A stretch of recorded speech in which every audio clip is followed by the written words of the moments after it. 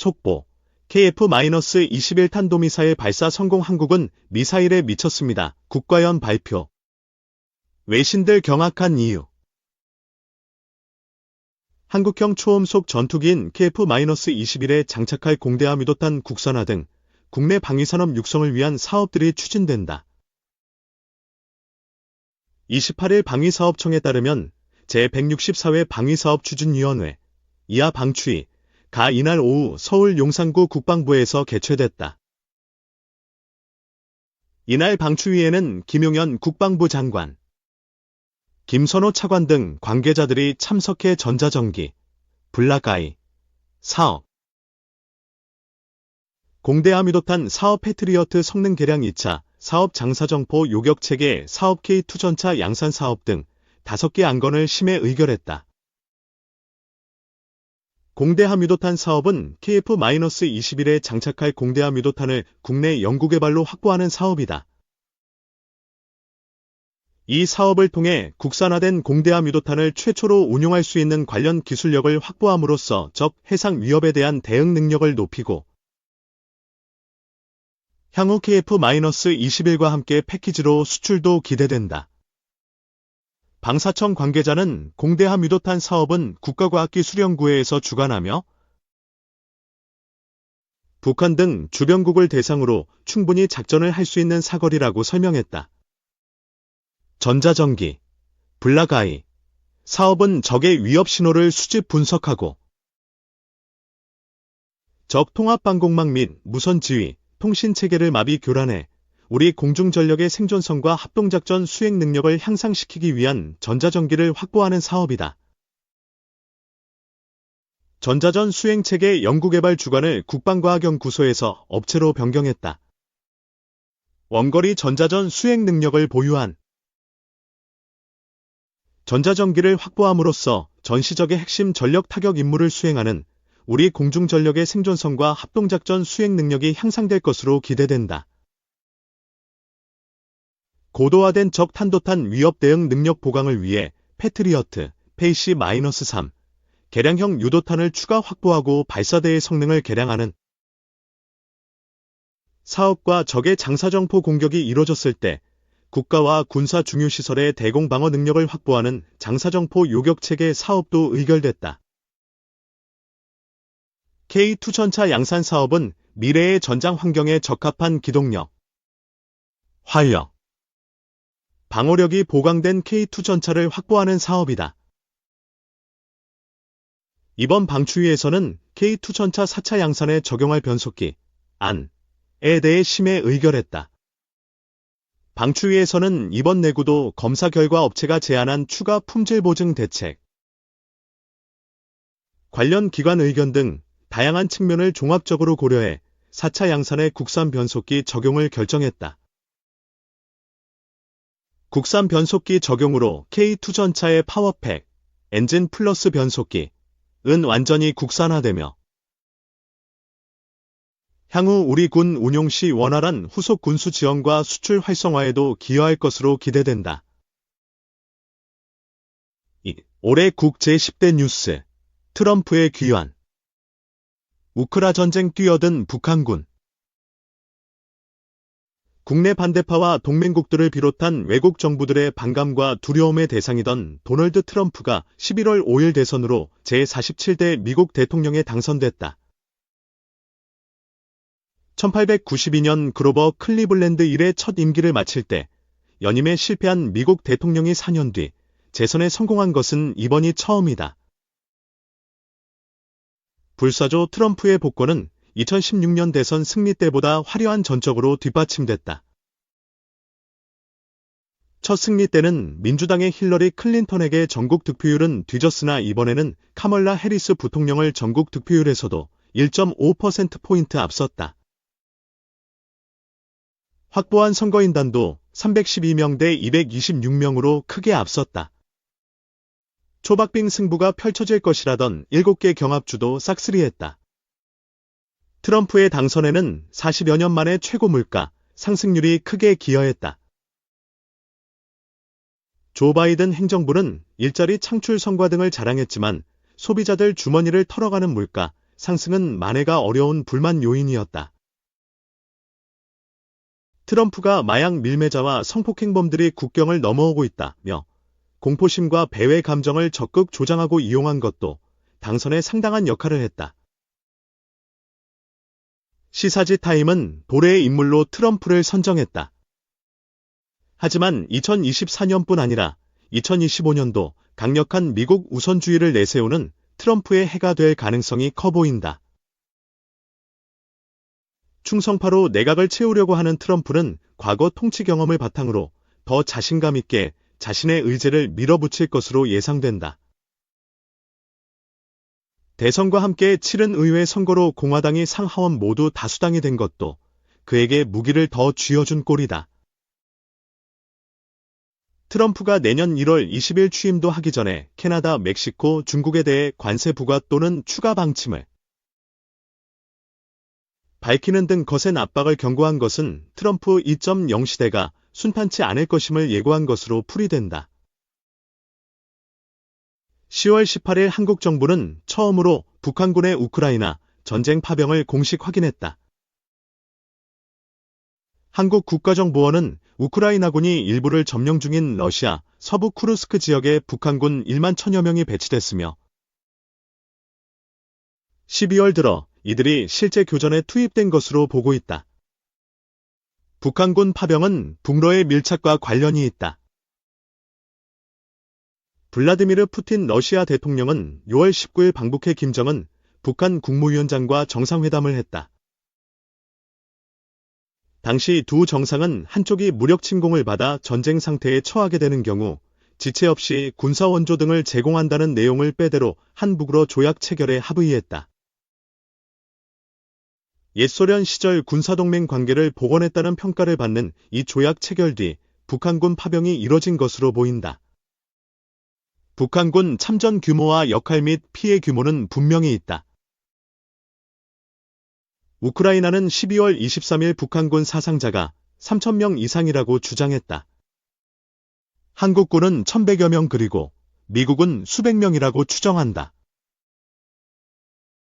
파행, 고려, 외교 참사. 일본 니가타현 사도광산 유네스코 세계유산 등재 과정에 대한 윤석열 정부의 모습을 설명하는 말들이다. 일제강점기 조선인이 대규모로 강제동원됐던 사도광산이 7월 27일 세계유산에 등재됐다. 일본 정부는 조선인 동원의 강제성을 인정하겠다고 끝내 약속하지 않았다. 그러나 윤 정부는 한국 정부 동의가 필요한 이 사안에 대해 일본이 선제적 조치를 취할 것을 전제로 등재 결정에 동의했다고 밝혔다. 결국 사달이 났다. 사도광산 역사전시관인 아이카와 향토 박물관에 강제라는 표현을 명시해달라는 요청을 일본은 받아들이지 않았다. 일본 쪽이 강제성이 드러나는 표현에 동의했다는 외교부 주장도 거짓이었다. 일본이 약속했던 조선인을 포함한 모든 희생자를 기리는 추도식이 넉 달 뒤인 11월 24일 일본 정부 주도로 열렸지만 파행으로 끝났다. 일본 쪽은 추도식에서 강제성을 인정하는 대신 희생된 노동자들에게 감사한다는 표현을 썼다. 한국 정부와 유가족들은 이 추도식에 불참했다. 일본 정치권이 이례적으로 어수선한 한 해였다. 일당 독주 체제를 유지하던 집권 자민당이 흔들렸다. 기시다 후미오 총리가 당내 파벌 의원들의 비자금 파문과 서민들의 고물가, 불만을 사그라뜨리지 못한 채 3년 만에 자리에서 물러났다. 총리 후보 오수생 기시바 시게루 전 간사장이 자민당 총재 선거 결선에서 극적인 역전승으로 당선돼 총리에도 올랐다. 하지만 취임 초부터 낮은 지지율로 불안한 출발이었다. 중의원 조기 해산과 취임 한 달 만에 총선거로 승부수를 던졌지만 참패였다. 전체 465석 가운데 자민 191석, 공명 24석, 연립여당이 과반을 하지 못했다. 자민당의 단독 과반 실패는 12년 만이고 공명당을 더해서는 15년 만의 일이다. 소수 여당이 된 자민당은 의석 28벽에 불과한 국민민주당에 끌려다니고 있다. 세종 참의원, 상하의원, 선거를 동시에 치르는 더블 선거 예상도 나온다. 팔레스타인 무장정파 하마스 지도자 야흐야 시나르가 10월 16일 이스라엘군의 드론 공격으로 가자지구 남부에서 사망했다. 그는 가자 전쟁 발발의 계기가 된 2023년 10월 7일 이스라엘 기습 공격을 기획한 인물이다. 그는 1987년 제1차 인티파다, 팔레스타인 주민들의 반이스라엘 독립투쟁 때 하마스 창립에 참여한 뒤 1989년 이스라엘 병사 2명을 살해해 종신형을 선고받고 이스라엘에서 복역하다 2011년 풀려났다. 2017년 2월 하마스 가자지구 지도자가 되었고 7월 말 하마스 정치 부문 지도자 이스마일 하니야가 암살당한 뒤 정치 지도자까지 겸했다. 이스라엘군이 이런 시나르를 사살한 것은 가자 전쟁의 분기점이 되었다. 하마스의 대표적 강경파인 시나르가 사망한 뒤 하마스와 이스라엘 사이 가자 전쟁 휴전 협상이 재개됐으나 수차례 협상에도 양쪽은 합의를 이루지 못하고 있다. 9월 16일과 17일 이스라엘은 레바논 무장정파 헤즈볼라 조직원들이 사용하는 무선호 줄기, 삐삐, 무전기를 잇따라 폭발시키는 테러를 일으켰다. 이 테러로 어린이를 포함해 최소 37명이 사망하고 약 3,000명이 다쳤다. 이후 이스라엘은 레바논을 융단 폭격하기 시작했고 9월 27일 헤즈볼라를 30년 넘게 이끌었던 하산 나스랄라 사무총장을 벙커버스터를 떨어뜨려 숨지게 했다. 가자 전쟁 발발 이후 하마스를 돕기 위해 이스라엘을 공격해온 헤즈볼라는 현저히 약화됐다. 헤즈볼라는 이스라엘과 11월 27일부터 60일간의 휴전에 합의했다. 헤즈볼라의 약화는 나비 효과를 일으켜 바샤르 아사드 시리아 독재 정권을 붕괴시켰다. 아사드 정권의 군대는 우크라이나 전쟁으로 지원 여력이 줄어든 러시아에 이어 헤즈볼라 도움까지 감소하자 맥없이 반군에 무너졌다. 이슬람주의 무장단체 하이아트 타흐리르 알샴, 은 12월 8일 수도 다마스쿠스에 입성했고 아사드 대통령은 러시아로 망명했다. 긴축 시대가 저물었다. 물가 상승 속 경기 침체 우려의 금리에 손을 대지 못했던 주요국 중앙은행들은 올해 들어 금리를 잇따라 내렸다. 치솟았던 물가가 안정세를 보인 가운데 경기 위축 경고 등이 켜지자 방어에 들어갔다. 미국 연방준비제도, 패드, 는 9월 연방공개시장위원회, FOMC, 회의에서 정책금리를 5.25에서 5.50%에서 4.75에서 5.0%로 한 번에 0.5%포인트 내리는 비커를 결정했다. 4년 반 만에 금리 인하였다. 이어 11월과 12월 0.25%씩 더 인하했다.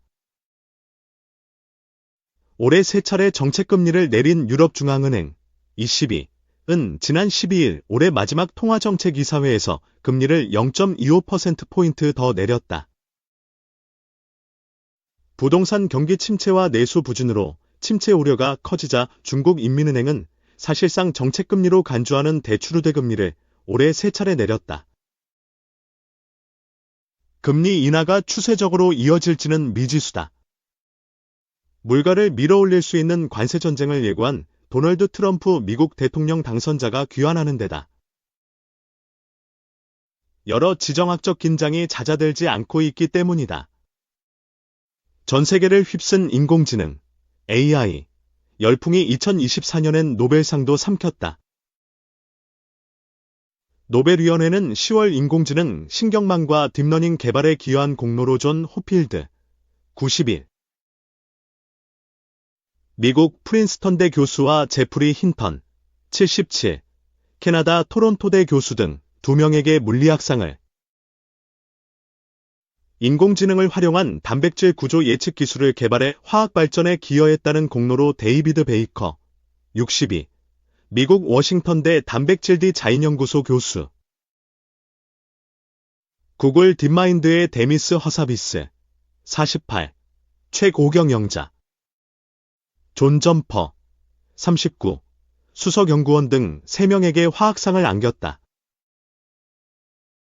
인공지능 기술 기반을 닦은 이들에게 물리학상을, 이를 활용해 50년 생화학계 난제 해결의 돌파구를 마련한 이들에게 화학상을 수여한 것인데, 이는 인공지능이 단순한 도구가 아닌 세계를 이해하는 핵심 도구로 자리매김했다는 노벨위원회의 선언과도 같다는 평가가 나왔다. 중국의 반도체 굴기를 막기 위한 미국의 수출 규제는 올해 인공지능, AI, 기술의 핵심 부품인 고대역 폭메모리, HBM로 확대됐다. 미국은 여기서 그치지 않고 레거시, 범용, 반도체에 대한 불공정 무역 조사를 진행하기로 했다. 최첨단 반도체와 저사양 반도체를 모두 틀어막거나 제재하겠다는 것이다. 화웨이로 대표되는 중국 정보통신, IT, 회사들은 자체 기술 개발과 우회 수입 등을 통해 미국 방어벽을 하나씩 허물고 있다. 화웨이는 11월 미국 안드로이드와 완전히 결별한 자체 운영체제, OS를 내놨고, 스마트폰에 6나노미터, 나노미터 10억분의 1미터 칩을 탑재했다. 중국 당국은 5월 정부가 주도하는 64조 원짜리 세 번째 국가 반도체 펀드를 내놓는 등 반도체 자립을 이끌고 있다. 중국은 전기차, 로봇, 우주, 태양광, 조선 등 주요 산업 분야에서 자립을 이뤘지만 반도체 분야는 아직 정복하지 못하고 있다.